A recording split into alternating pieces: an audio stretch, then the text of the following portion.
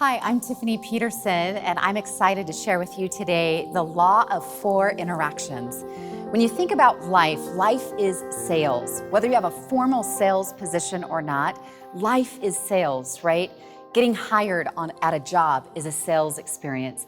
Getting married or getting engaged is a sales process. Getting your children to do their homework or eat their vegetables at some level is a sales process.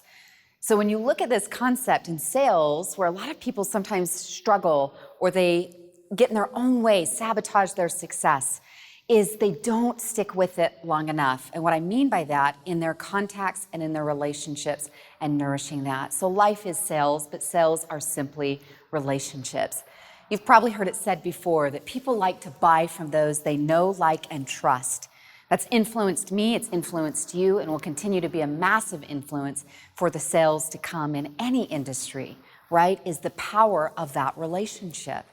So what I love about the law of four interactions is this is some research that comes out of Notre Dame University, a gentleman named Herbert True, if you're interested.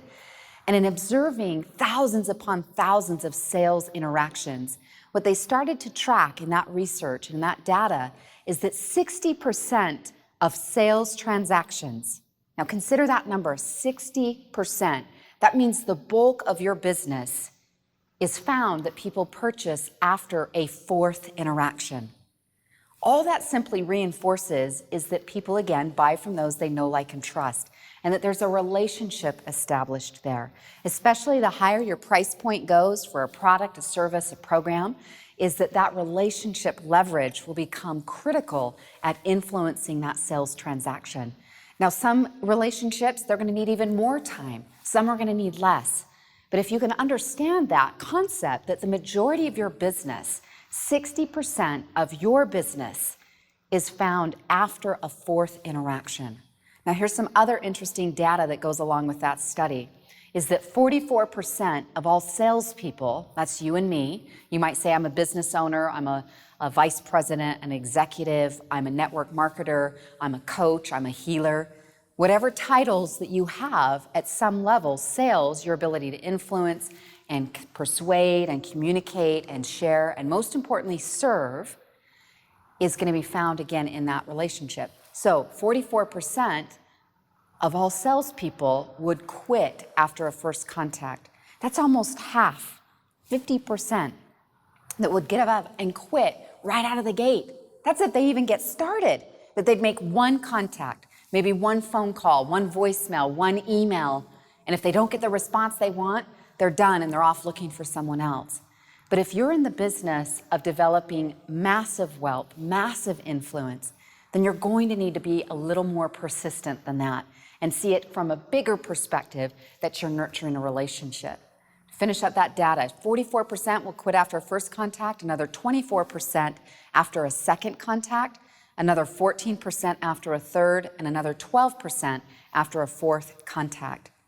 That means that 94% of all salespeople, business owners, healers, coaches, executives, will quit after a fourth contact. Just entertain for just a moment for me, what results do you think the 6% have?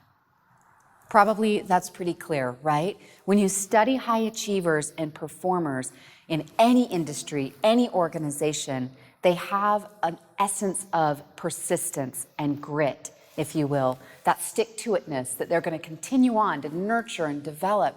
See, when someone tells you no in a sales proposition, proposal, presentation, they tell you no, just remind yourself that it isn't no forever, it's no for today. When you remind yourself of that, what I love about knowing that research is that the majority of your sales, 60%, will come after a fourth interaction. What I love about that knowledge and that awareness is you can turn off all the voices in your head around, oh, maybe they don't like me, maybe I offended them, they're not interested, because guaranteed, if most people, again, half will quit after a first contact, what do you think they're telling themselves? Maybe what you've told yourself, or maybe team members or employees or sales reps of yours are telling themselves is, oh, they're just simply not interested. Show them this video. Get them to know the facts and the knowledge, because what I love about knowing that information is it helps me stay anchored that I'm here of purpose. I'm here to serve them. I'm here to build relationships, right? When you're in the business of relationships, you're in the business of service, adding value, nourishing your network. When you show up and play life in your business from that angle, you can write your ticket. You'll have whatever it is that you want if you're faithful and persistent to give it the time that it needs.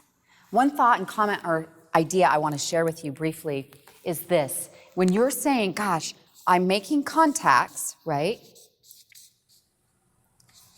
The difference between contacts and contracts is one letter, the letter R. And I'm going to put a little heart around it, right? And that R just simply means relationship. So if you're making contacts, you're reaching out, emails, invitations, lunches, phone calls, connecting, but you're not getting the contracts, all it tells you is you need a little more time on the relationship, a little more time to nurture, connect, ask more, ask to serve, be a resource, add that value. I guarantee if you will be faithful and persistent, that is the magic sauce in life in creating whatever you want. Persistence always trumps talent. Life and sales and results don't always go to the most attractive, the most educated, or the person with the best education or upbringing. Success in life and results go to the most faithful, the most persistent, which is you, if you choose it to be. Persistence is a choice, right? Being consistent and following up and being willing to say, I'm in it for the big payout. I'm in it to nurture relationships to a point and a place where then I have multiple business and referrals that start to come in because you live this in a regular basis. Remind yourself, remind your team members that their success, your success, hinges upon this principle. Life is sales. Sales are simply relationships. People buy from those they know, like, and trust. You need a little more time potentially if you're not converting as many contracts from your contacts. So you need a little more time on nourishing the relationship aspect to your business. If you want more tips and tools and to stay connected, you can find me at tiffanyspeaks.com. I'd love to stay connected with you there, as well as see you in future segments and sessions coming up here as well. Thanks for tuning in. Be faithful, be persistent.